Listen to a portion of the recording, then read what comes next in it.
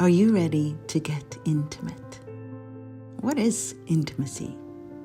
And where and how do you find it? Welcome to the Getting Intimate podcast, a daring journey into the heart of intimacy with you, your senses, the whole world, and all the creatures in it. So, welcome to this new episode of the Getting Intimate podcast. And today we're exploring why choosing to be ourselves is such a key to leadership for and in the future. And as our guide, I've invited one of our regular guests, Mr. Chris Hughes, a facilitator who works in the intersection between self-expression, sex, and more unconventional leadership. So welcome, Chris. Thank you. I adore you. I'm excited to be here. Thank you. So let's start in the beginning. What is being you? What is being you for you? What does it mean to be ourselves? Great question, because I think in what a lot of people, when you ask them that question, I think where most people go to is like a defined identity, yeah. Oh, I'm me because I dress like this and I wear my hair this way and I speak this way and this is my style and this is my brand. I think people are a lot more dynamic than that if they're willing, and you actually have the capacity to be anything. And we are like chameleons on steroids.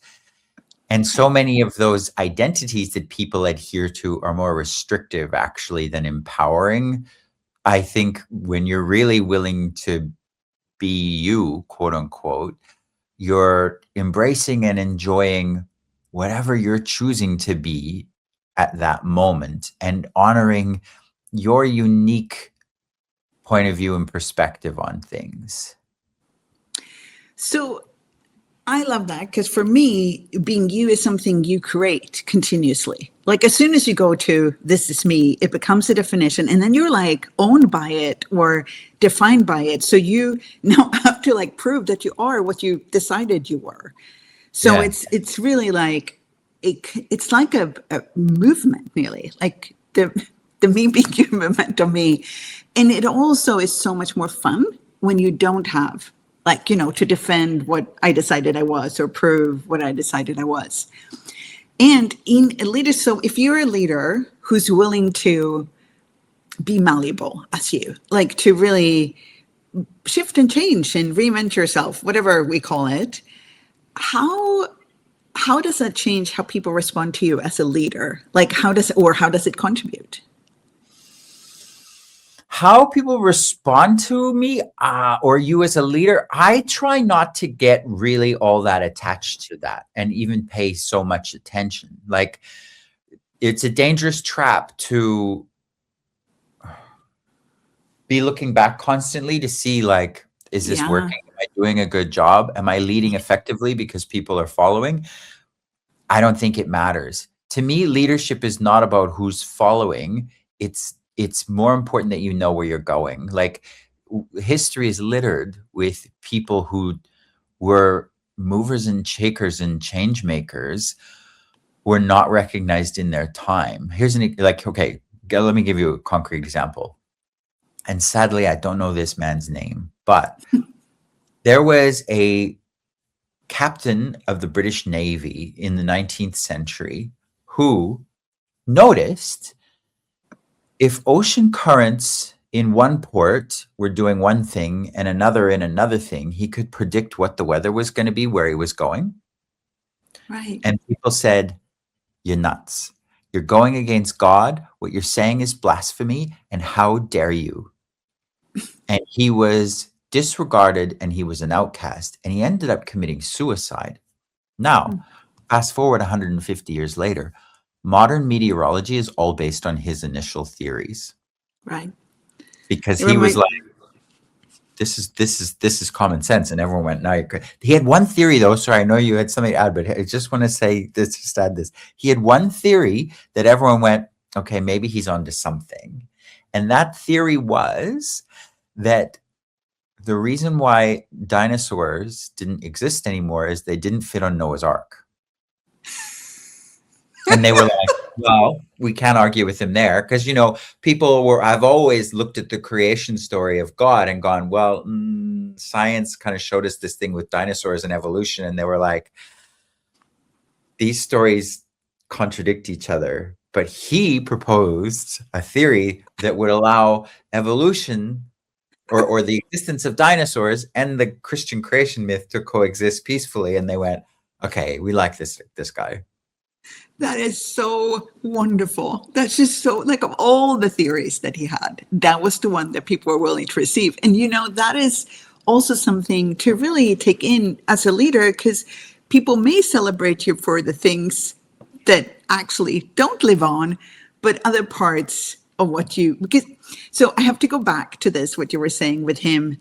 Because what it reminded me of was The Imitation Game. I mean, that's the movie, but what's his name? It was the guy that invented the computer, and it's about Turing, the British scientist who he was sterilized for being gay. Yes, he basically won the war for the British or for the Allies by deciphering a method to crack encrypted codes.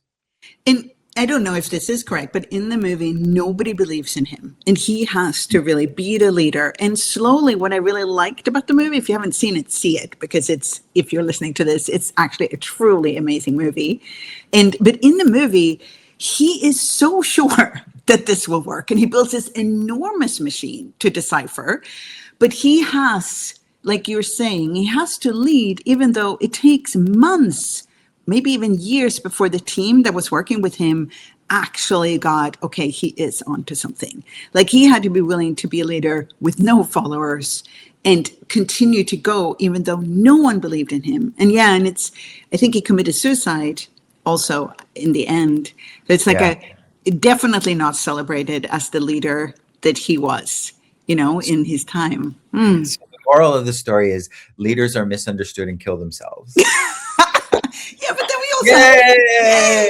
But then we also have, we have leaders that we know are leaders, like Martin Luther King or, Gandhi, and people who are willing to go against the flow of everyone else and choose something different. That people do recognize it's not only the misunderstood people that kill themselves. Yeah, absolutely. Like, I love fashion, and I was watching interviews with, God, I'm really awful with names. Vivienne Westwood. And Vivienne Westwood was sort of known as an iconoclast of fashion. Like, she was somebody who said, why do people still shop at Chanel? Coco Chanel's dead. Like, why are we calling it Chanel instead of the guy who runs the company? It's branding. It's not art. And I was like, yeah, she kind of has a point.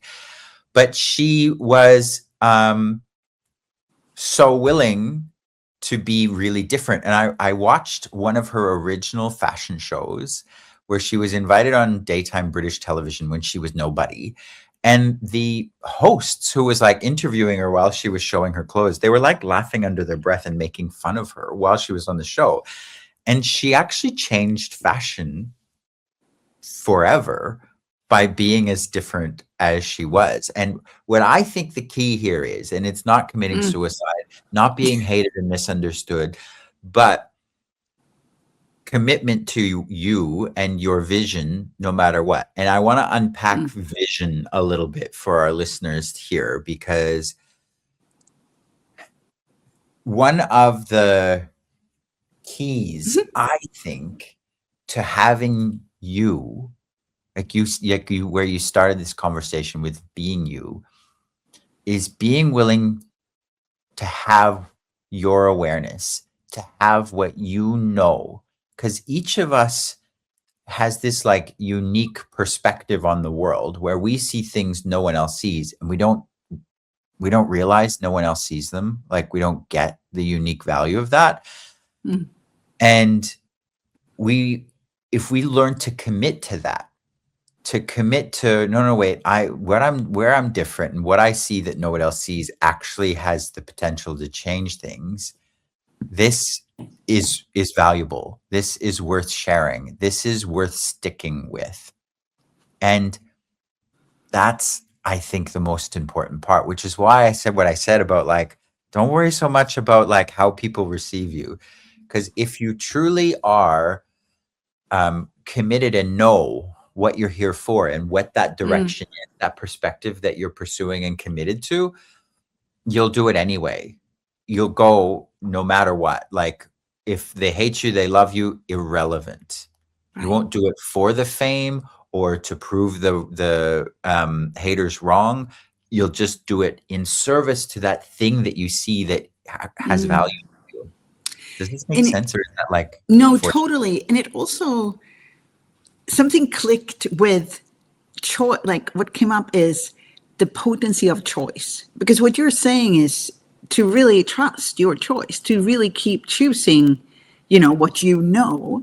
And I also get that so many people they do look how they're received or how people respond to them, or if people are following them, as kind of like a checking in if their choice were correct. And then the next choice is based on the response they got on their previous choice. So would you say that you've always known how to choose your own path, or is it something that you've learned more over the years? I would say to an extent, yes, and it's gotten stronger. Uh, and there were areas in particular where I did need that validation, where I was like, do they like it? Do they agree? The worst for me was always romantic relationships. I would always seem to need my partners to validate what I was choosing or thinking or expressing. And it's it's funny, but I'm always the most creative and have the best outcomes with what I'm creating. Like, and when I say best outcomes, what I mean by that is I satisfy myself with where I'm going. Right. It's always the best when I'm single. It's like kids these days, not just kids, everybody. You post a story on Instagram and you can immediately go, look, well, who's Yeah. watched it and did they like it? Did they share it? Did Yeah. they save it for later? And those metrics all give us instant feedback of like, do we have the validation of, yes, they like me, they truly like me. Who cares? And I would love for people out there to realize and know that, like some of the examples we've given, like Alan Turing and the meteorology guy, often it's hundreds of years in the future that people look back and go, whoa, they were talking about, or what they did was such a gift. Well, if we look at, since we've used, examples in the past, so if I look at somebody like Martin Luther King or Gandhi, they kept choosing their own path, but other people actually joined or co-created with them in whatever they're doing. So is that about them, or is it that they somehow were able to nearly like channel something that was already moving in that time? Do you know what I mean? Maybe, or maybe look, all I can give you is theory when it comes to that, Of and what course. my awareness is of it. I think their particular vision, like in both those instances you're speaking about, Gandhi and Martin Luther, both of them were about equality and peace, which does involve other people. Like, one of the greatest gifts and tools that Access Consciousness has given me is Gary Douglas has always said that in order to create a reality, you need two or more people to agree. Yeah. And they were leaders looking to start a movement. It wasn't personal and it wasn't for them. It was looking at the world they lived in and the inequality and going, hang on, no, there's something better available. And this is not okay. This is no longer acceptable. And I get when you're willing to be that voice for that people will gravitate to it if they agree. But in both cases, also, they attracted a lot of hate. Sure. And a lot of people going, nah. And I mean, Martin Luther King got killed for that. We're back to that. Yeah. So the moral of the story, once again, kids, is stick your neck out and go Wow. get killed or kill yourself. Wow. I That guess, is, I didn't even think about that. I just, but success. also maybe that's the thing that we need to prepare people for is if you're going to have you Mm, and your voice and express what you see as true and real, like actually start a movement or a renaissance or revolution of your own, you need to have the skills and the wherewithal to handle vilification. right. True. Because for every point of view that you have or thing that you see as possible and true, there are going to be people out there to tell you you're wrong. Mm. Well, and actually, so look at that. So if there are people listening to this who are not totally happy with the status status quo Quote. of, That is of the world, quote. what could they ask? Like, what is a question that you start asking? If you're willing to go this direction, if you're willing to actually start choosing something, even if it gets you vilified, what could they start asking? I think the most important question to ask yourself is what am I here for? Mm, Like, what am I actually here for? Not from I was about to say a cuss word, a swear. Use off-color language on your podcast, Katarina. Not you're from like allowed. a life purpose thing, because again, Right. that has that like real like dense energy of like Mm, obligation and duty and all that like weird stuff. But when you're in your lane and you're doing the thing that brings you the most joy and you're feeling the most, not feeling, but you're the most like actualized as a person and enthusiastic about what you're creating. It's that. It's like mm, that's what you're here for. Like for me, I've had a few instances in my life that have really shown me that. The first was when I started dealing in antiques, because antiques gave me something so different that nothing else had before.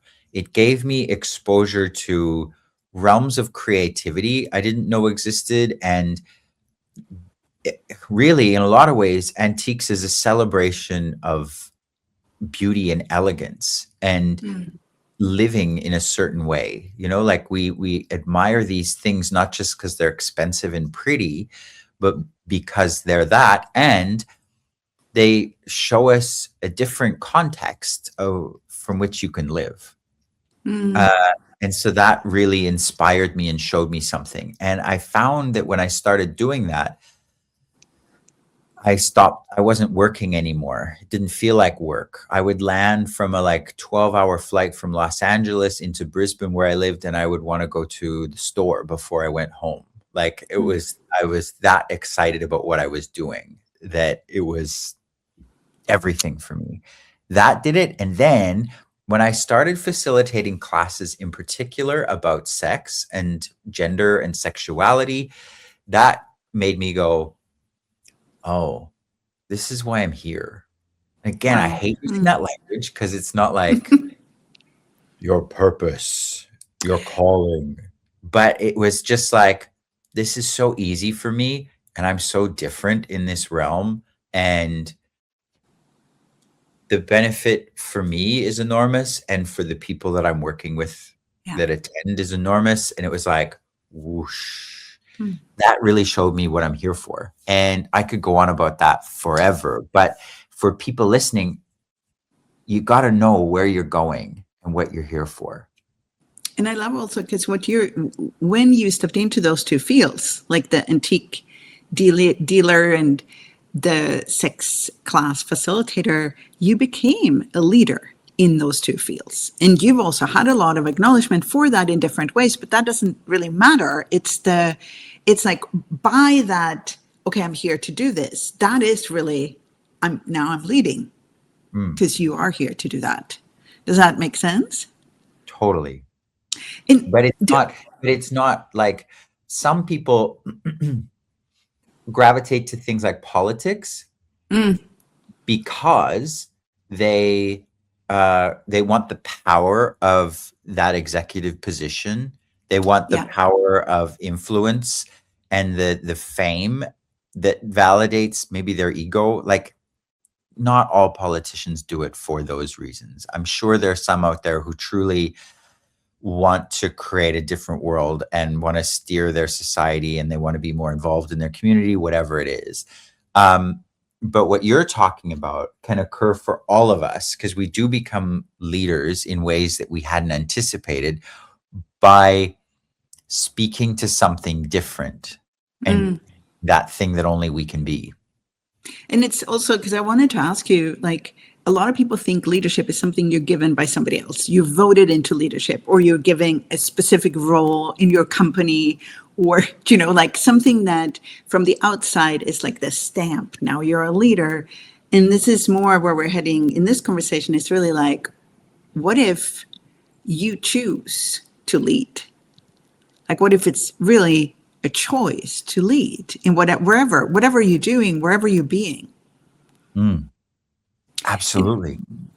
And I mean, I can, like, in any kind of situation, when I'm being me, if there is a group situation, I gravitate to lead if that is something that will contribute, like whatever group of people, because there is an ease in that when I'm being me. But if I'm trying to prove something or fulfill a role or something, then I have to continuously look at, does this, you know, how does that fit in with what I'm trying to be here? So it's really goes back to that being you that we started. Like, when I'm being me, then. Yeah, sorry. No, finish, sorry. No, then, well, I was just going to say, then I can lead. Yeah. Or then I am leading probably more. And the key difference is, I think, like, when you're being you, as you illustrated, to those other scenarios, is all those other scenarios are motivated by need. Yes. It's all when you need other people's approval, or you need them to see you a certain way, or you need your ego flattered, whatever. It's all need-based. So need is basically a leadership killer. Like a true leadership killer. We're back to killing, Kat. Yeah. It's all about killing. Yes. The killing podcast. So one of the things that, as we're talking, we're asking a lot of questions. And one of the things when you lead is that you, in the way we're looking at it now, you have to be willing to ask questions. But that also means that you have to be willing not always to know the answer, like to actually navigate in the unknown. So how can people learn to do that, or get more ease in doing that? Because a lot of us have learned to, you know, find the right way and the right answer. And that is really where we should head. That is where, you know, where we're supposed to go. Like, that is what we're meant to do. Find the right way. Find the right way. And I think that's another definition of leadership, right? Is having the answer. Yeah.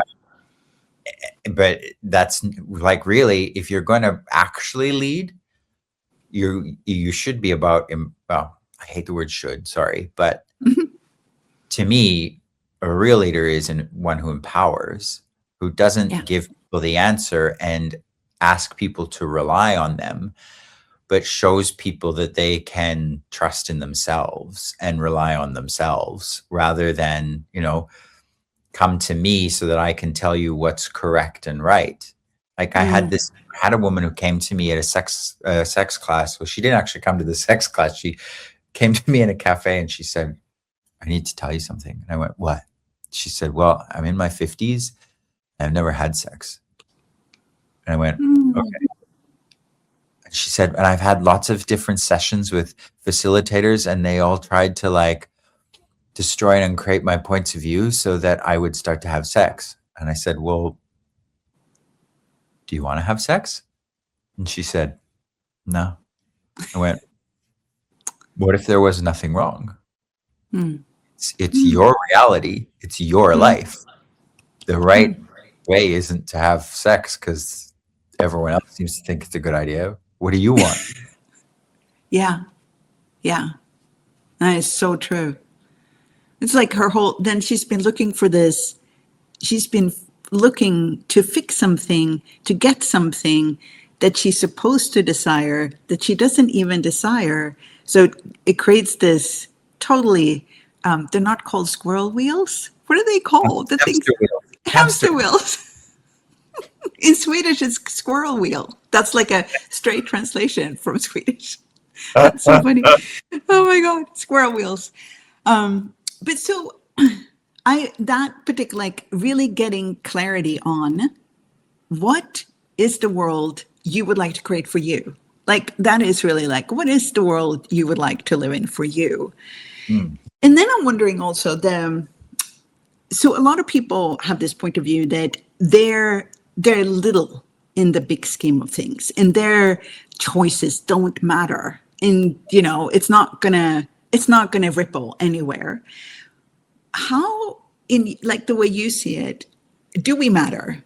And in what way do we matter? And what can we create with our choices in the world and in the future? Absolutely. And again, we have to get away from the feedback loop Yeah. because you change people's lives in weird little passing ways more than you realize. Like from sitting down at a cafe and saying hello to the person next to you, or the conversation that you have with your hairstylist who then goes home and goes, huh, that Katarina woman's really different. And what she said to me actually really sparked something in me. Like we Right. don't realize quite how impactful we are in other people's lives just by the difference that we be. Once again, what we be. Um, that you just have to be that thing that you want to be, that place you want to live. I was chatting with, like, I've got all these brothers here in Brisbane, like not blood brothers, but like my tribe of brothers who I hang out with a lot here in Brisbane in our group chat. And we were chatting this afternoon and we were talking about this meme about that the Catholic Church they were interviewing this OnlyFans creator. She was a really popular porn star. Uh, and they said, well, do you tithe 10% of your income to the church? And she said, no. They said, well, you should. If you tithe that 10% to the church, it'll come back to you 100-fold. And she said, I'll tithe 10% to the church if you let me film a scene in the church. And they were like, oh, they were so shocked and mortified, right? But it started this conversation with my friends where we were talking about how generosity really does create more. And Mm. when you're willing to function from gifting and sharing whatever you have, what that can create for you. Mm. And I was saying how, like, even when I'm the shortest on funds, I'm willing to reach into my pocket and share whatever I have Mm. left with whoever needs it, because that's the kind of world that I want to live in. And that has created a lot for me because I don't live as though poverty is real. Right. And it And also, that's different. it was so beautiful. We started by talking about not looking for the outcome, like what we're being, and then we're looking, are people following me? Am I right? Do I get likes? But here you're also talking about not looking for the outcome we have when we're being us with other people. Like, I may never know what the hairdresser did with the insight that she got as we talk, but it doesn't matter if I don't need the validation that I matter, So it's this like, it's when you start seeing kind of the world way more like this moving, malleable oneness in a way that everything actually matters in. So, and nothing matters at the same time. So, if you also said this, you have to be what you would like your world to be like. Is that correct? Yeah. So, as the last thing, if somebody's listening to this and they somehow got inspired by our conversation, maybe they just stumbled across this podcast and they listened, what is one tool or one thing that they could start playing with, like really playing with, to explore this, like to become more willing to be a leader in their own life? Hmm. That's a good question.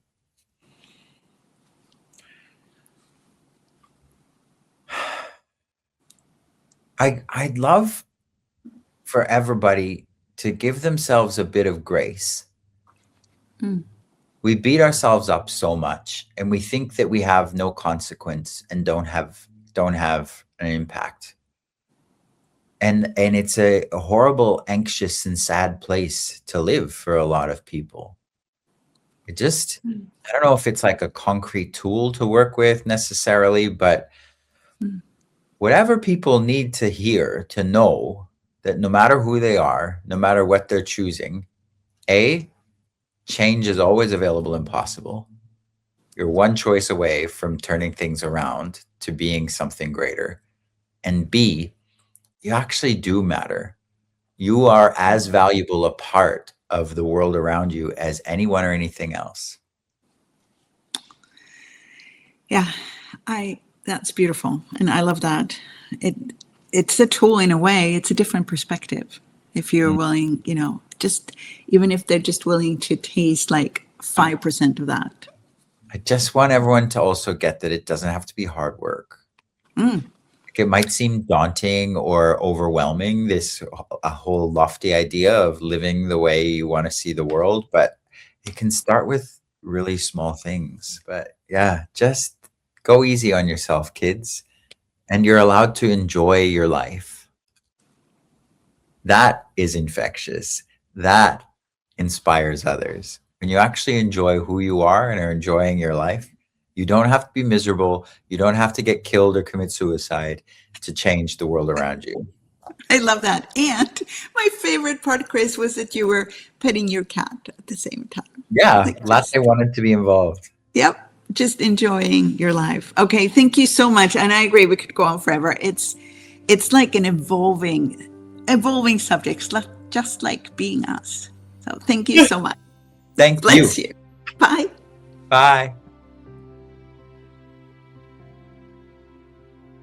Intimacy can be a pretty wild ride, filled with both longing and apprehension. But what if the vulnerability of intimacy isn't something to be avoided, but celebrated? What if getting intimate is the key to finally coming alive? Discover more with guests from all walks of life and your host, Katarina Wallentin. Welcome.